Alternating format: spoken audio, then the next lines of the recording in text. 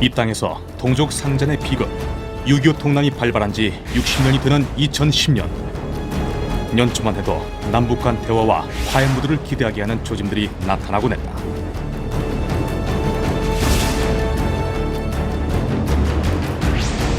그러나 천안함 피격, 간첩 사건, 금강산 우리 재산 몰수 등 북한의 극악무도한 행위로 인해 오히려 남북 간 긴장 관계가 갈수록 고조되고 있다.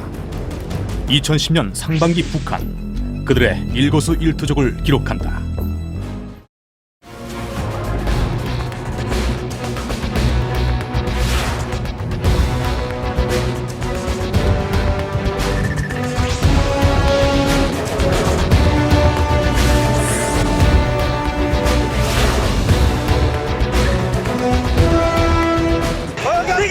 대기!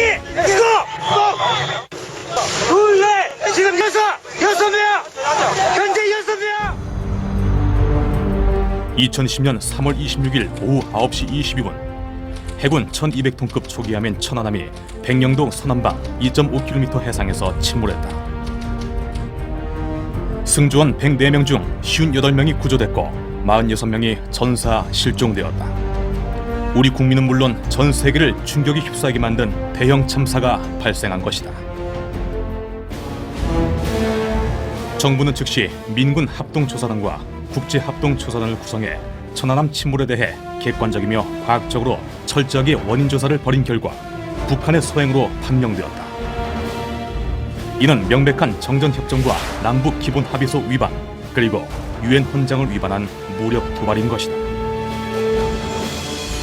천안함 피격 사건은 대한민국 국가안보와 직결된 중대한 사태였다. 그리고 이는 북한이 저지른 수많은 대남 도발과 비교해도 어느 것 못지않은 국가적 참극으로 기록됐다.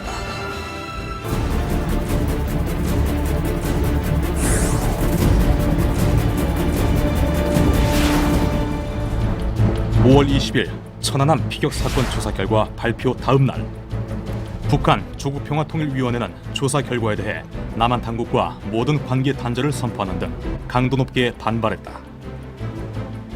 북남 협력사업 전면 철폐에 단호한 행동 조치. 또한 북한군 총참모부는 남북 교류 협력과 관련하여 군사적 보장을 전면 철회하겠다고 발표했다. 5월 30일에는 평양 김일성 광장에 주민 10만여 명을 동원하여 천안함 피격 사건과 관련 우리를 비난하고 위협하는 평양시 군중대회도 열었다.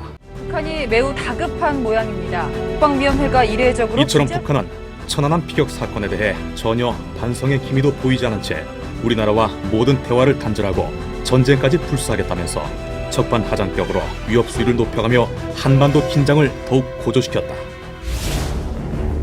육자회담국 중 한미일 3국은 천안함 피격 사건에 대해 북한의 소행임의 의견 일치를 보았다. EU와 G8 회원국들도 대북 규탄 성명을 내놓았다. The Security Council condemns the attack. 결국 천안함 사건이 유엔에 공식적으로 회부된 지 만 35일 만에 유엔 안보리가 북한의 책임을 인정하고 추가 무력 도발에 대해 경고하는 의장 성명을 만장일치로 채택하였다.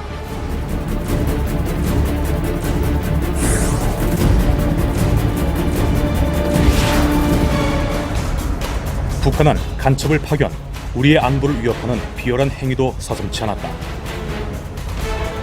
4월 20일 서울중앙지검은 2년간 간첩 훈련을 받고 위장 탈북하는 방법으로 국내로 잠입해 황정엽 전 북한 노동당 비서 살해를 기도한 북한 인민무력부 정찰총국 공작원 2명을 체포했다.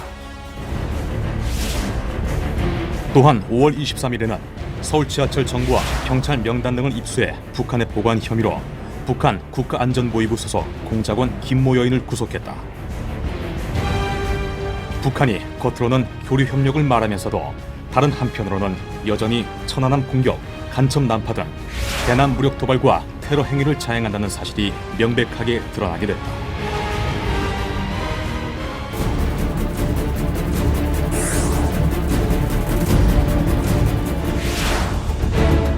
천안함 피격 사건 후 급냉한 남북 관계는 북한의 강경 대응으로 더욱 악화되었다. 북한은 우리 정부 소유의 부동산 5곳과 금강산 내 우리 민간 기업들의 부동산을 일방적으로 몰수 압류하며 경제 협력을 파탄 상태로 몰아가고 있다. 5월 27일에는 개성공단에 있는 남북경협사무소에 우리 통일부 소속 공무원 8명 전원을 남측으로 추방했다. 또한 북한은 우리 측에 통지문을 보내 판문점 적십자 연락사무소 통신을 단절한다고 선언했다.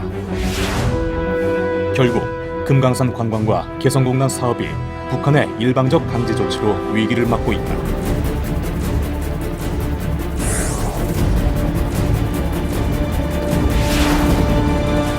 남녘의 동포 형제 자매들에게 고함. 6월 1일 우리의 지방자치제 선거 전날 북한의 대남 전위 조직인 민족화해협의회는 남녘의 동포 형제 자매들에게 고함이란 제목으로 우리 국민에게 선거를 통해 우리 정부와 여당을 심판하라고 방송했다.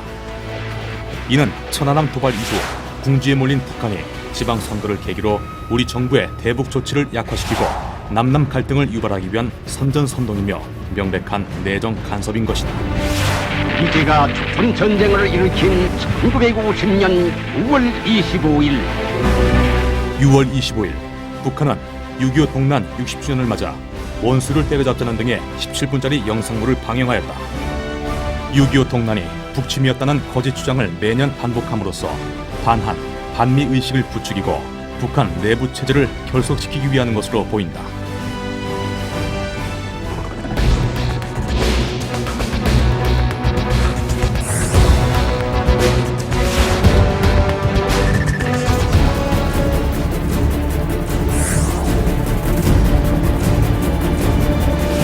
(2010년에) 점하여 발표된 당보, 군보, 청년보의 공동사설을 보내드리겠습니다.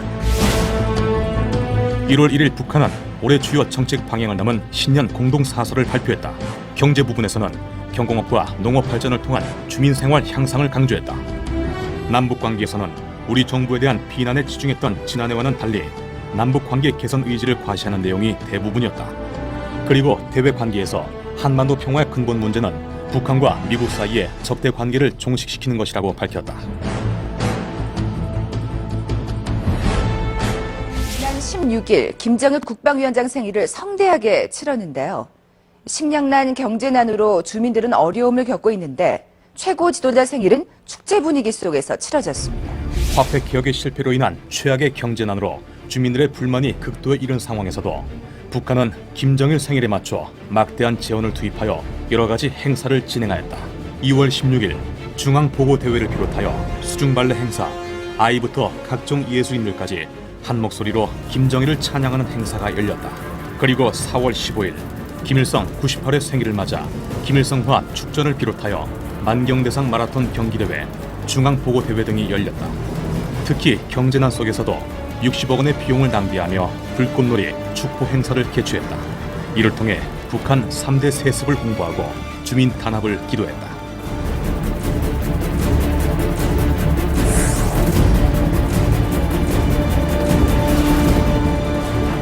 (2010년 5월 3일부터 7일까지) 김정일이 4년 만에 중국을 비공식 방문, 후진타오 주석과의 정상회담을 개최하였다. 김정일은 정상회담에서 천안함 사건은 북한과 무관하다는 입장을 직접 밝힌 것으로 전해졌다.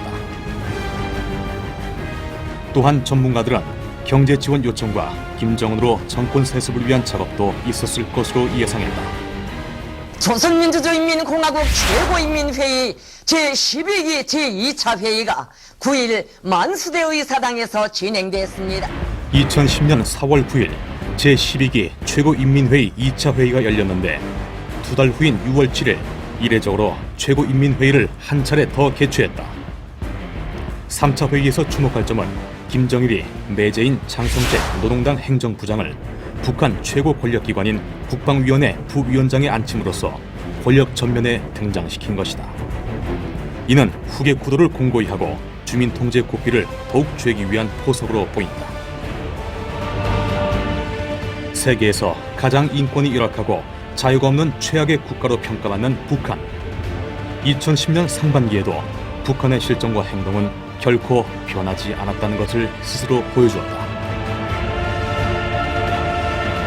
안보에서 한 번의 실수는 국가를 돌이킬 수 없는 재앙으로 몰아넣는다. 우리는 우리나라의 안보, 평화를 위협하는 북한의 비이성적 행태를 지속적으로 주시하고 대처해야 할 것이다.